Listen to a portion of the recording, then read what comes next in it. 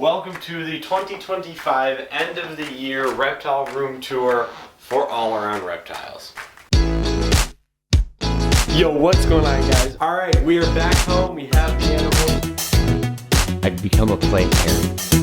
In this video, you're going to see a lot of the enclosures that I've built and all of the animals I currently own. But let me tell you, in 2026 and in 2027, this room is going to look completely different. So if you want to hit that subscribe button and come back to us in a year or two and see all of the incredible changes we've done to this room and how we've gained more animals and created incredible backgrounds and enclosures for the animals that I keep, hit that subscribe button. And with that being said, let's get on to the first animals.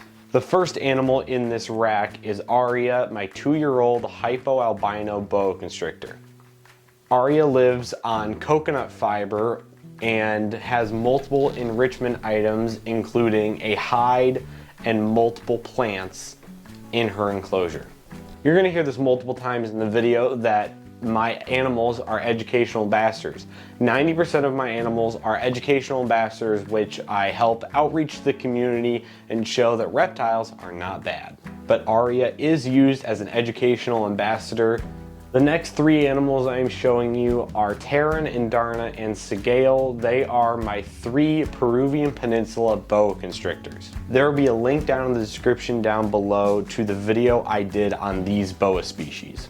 This boa constrictor species is a type of dwarf boa that not very many people know about and are very hard to find in the hobby. So these 3 animals will be eventual breeders for the continuation of this subspecies locality of boa.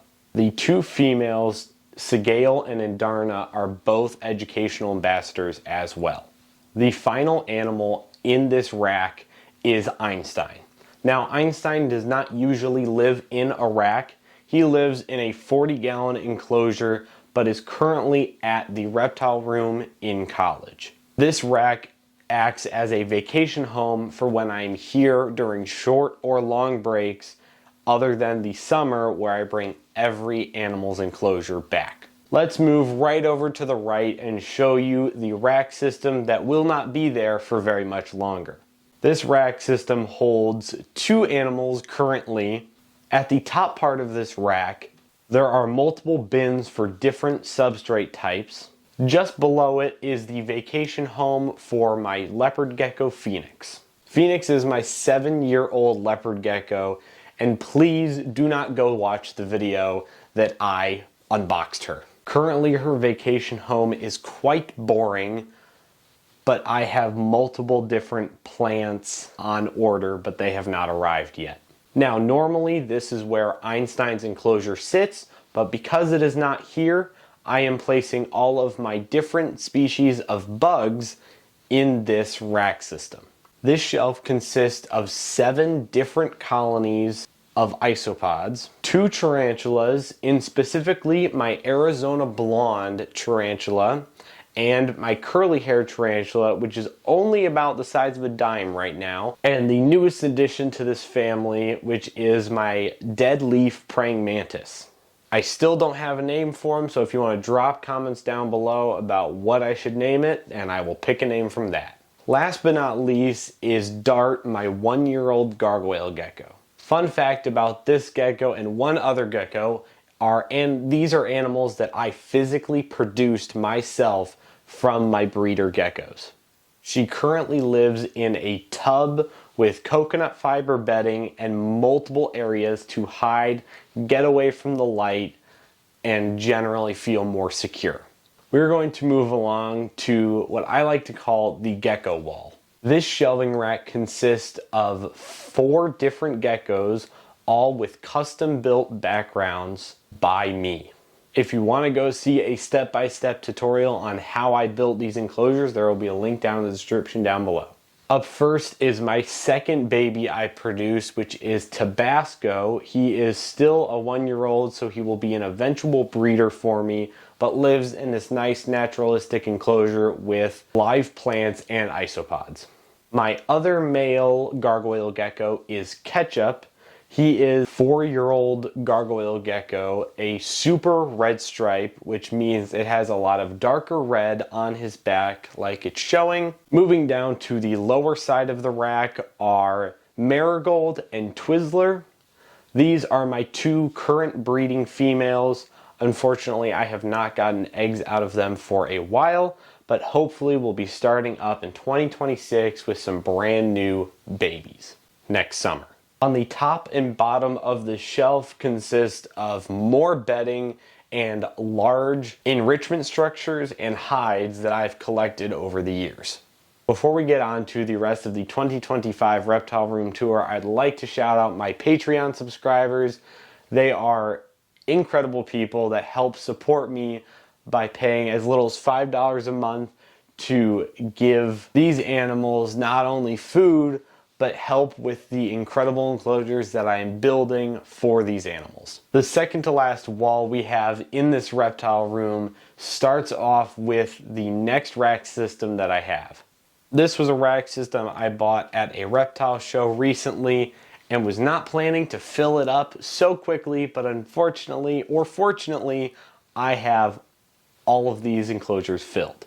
First off, we have Damon and Rhaenyra, my 2 lavender albino. I bought these guys as proven breeders, so they are multiple years old and have produced multiple clutches for the previous owner of these animals. So hopefully in 2026 we will be getting some baby snakes.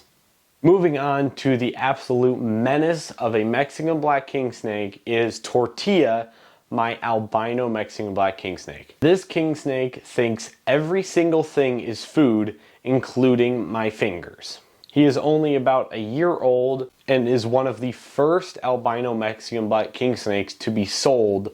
So hopefully after multiple years of raising babies, I will be able to produce full albino Mexican black king snakes.